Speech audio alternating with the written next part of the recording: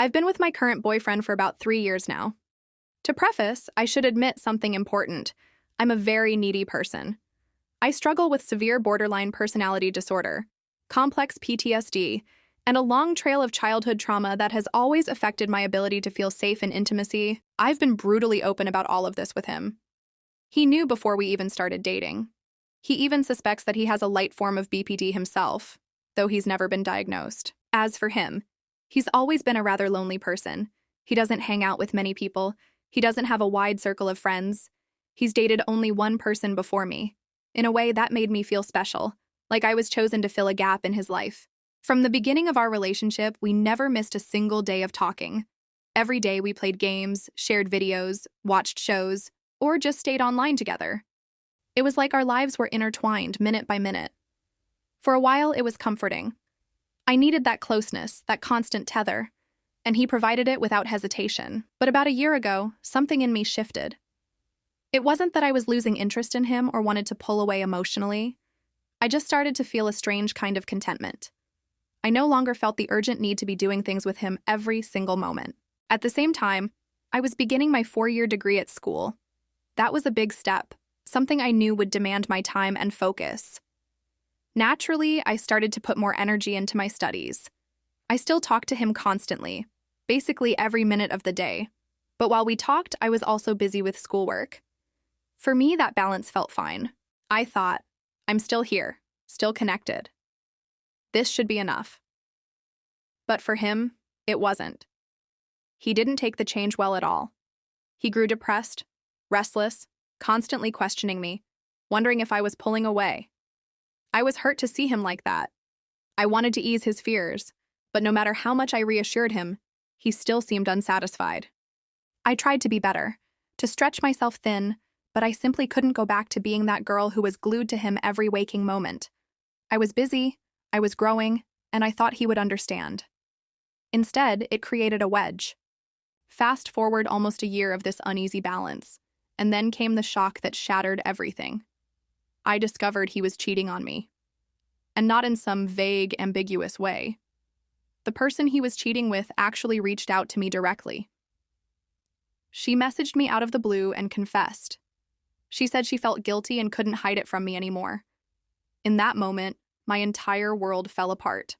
I confronted him, and it was like a switch flipped. He suddenly turned cruel, almost sadistic. He admitted it with no shame, even bragging about it. He tormented me with the details. He told me he had sex with her on a night when I had cried myself to sleep on the phone with him.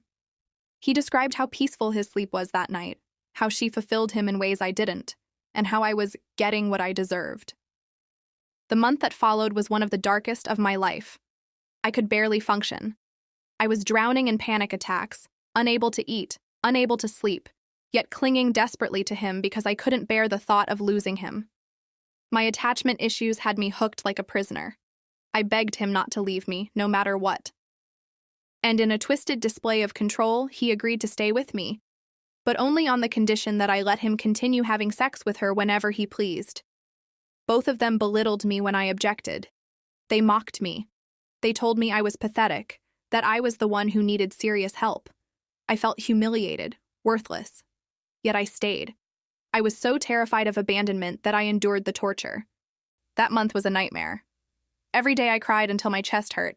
Every day I begged him not to be with her, not to do anything with her. I'd plead with him through tears, my stomach twisted in knots. And his response? If I complained too much, he would simply ignore me. Sometimes he'd even taunt me by suggesting I could watch them together to give my approval. The thought of it made me sick. I was disgusted he would even say such a thing. But still, I stayed. My attachment to him was stronger than my self-respect, and I nearly lost my job from the constant panic attacks, the sleepless nights, the trembling hands that couldn't type on my keyboard. Eventually, the nightmare cracked open. He had been bragging about what he was doing to someone, specifically to the ex of the girl he was cheating on me with. That ex called him hopeless, told him he was a horrible person for hurting me so deeply. For whatever reason, those words got through to him. Suddenly, he broke it off with her. He cut all contact. And then, just as abruptly, he came crawling back to me. He apologized profusely, pouring guilt and shame all over me. He said he realized how wrong he had been, how guilty he felt, and he begged for forgiveness. Against my better judgment, I let him back into my life.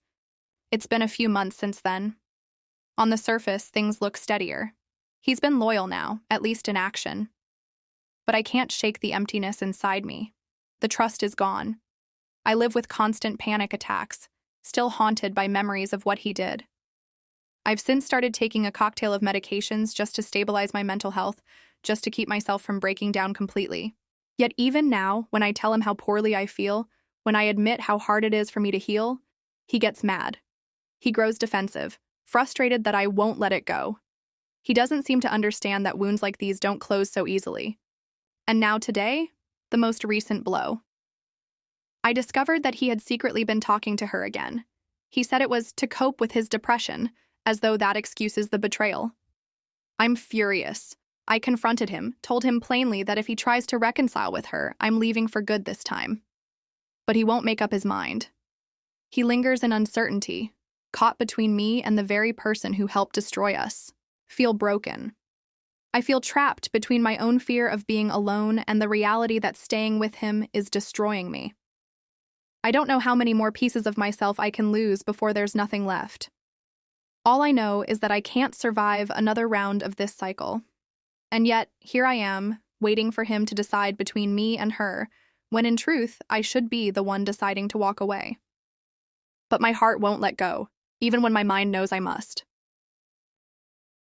Next story. Recently, I fell ill because of a medication I was prescribed for my mental health. It hit me hard in ways I wasn't prepared for. The side effect was brutal. It made me sleep for hours and hours in this half-dead, zombie-like state where time blurred together. I couldn't keep myself awake no matter how hard I tried. Everything felt foggy, my body weighed down, and even when I managed to half open my eyes, it felt like I was underwater. My boyfriend was, of course, concerned and worried. Since we're long distance right now, the only way we really connect is through phone calls and messages. Even from afar, he tried to be there. What I remember most, in the haze, was his voice telling me he wanted my attention, that he was afraid, that he was scared something could happen to me. He admitted he was especially worried I'd just fall asleep one time and not wake up. He even offered to call my sister for me.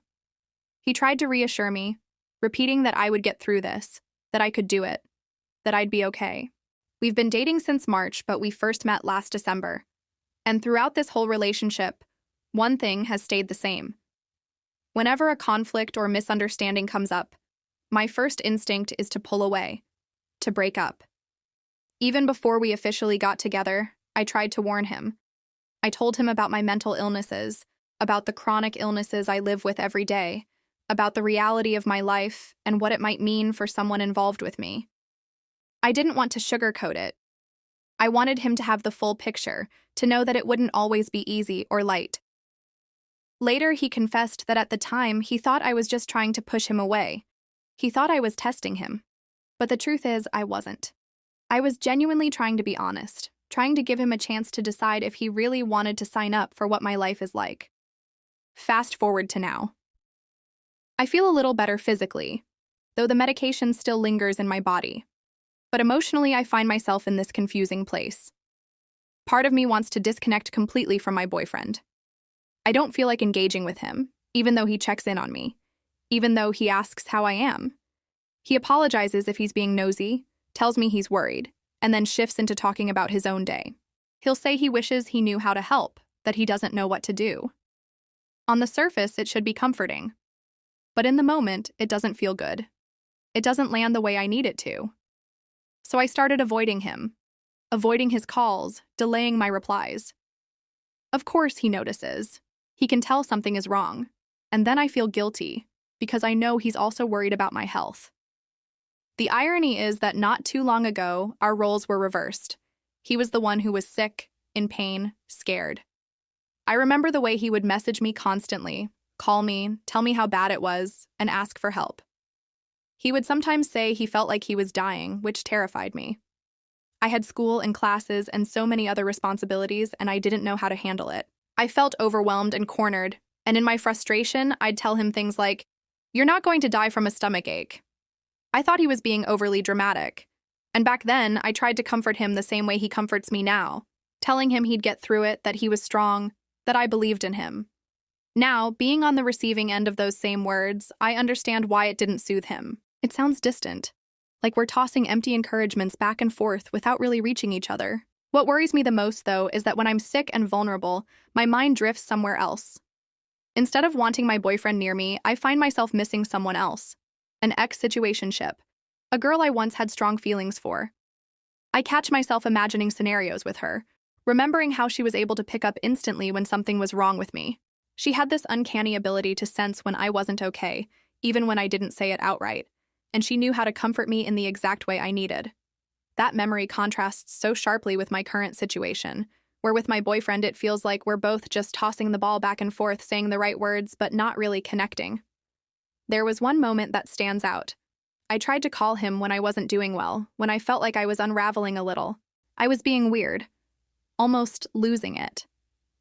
I needed him to notice, but he didn't pick up on it. He responded as if nothing was wrong, like everything was normal. That moment made me pull back even more. It deepened the distance between us. It's complicated because I do care about him, and I know he cares about me. I don't doubt that. But when I'm in the depths of my illness, when my brain chemistry is off balance and my body betrays me, I feel like his comfort doesn't reach me. His words don't wrap around me the way I want them to. Instead, they remind me of all the times I felt judged for not being strong enough or positive enough, as if I could just will myself better. And when I remember that my illnesses are chronic, that I can't just snap out of them, his optimism feels like pressure. Pressure to do the impossible. And maybe it isn't fair to him either. When he was sick, I didn't always know what to do. I fell back on the same lines. You'll get through this, you can do it. Because I was scared too, because I didn't have the right words or actions. Maybe we both end up failing each other in the same way. Maybe we're both standing on opposite sides, wanting desperately to help but not knowing how. And that gap feels wider when illness is involved. But I can't ignore how my mind drifts back to someone else, how the longing for that ex-situationship comes up in my most vulnerable moments. It confuses me, makes me question what I want and whether I'm truly satisfied in this relationship. It makes me wonder if I'm emotionally withdrawing not only because of the illness, but because deep down I'm craving a type of connection that feels missing here.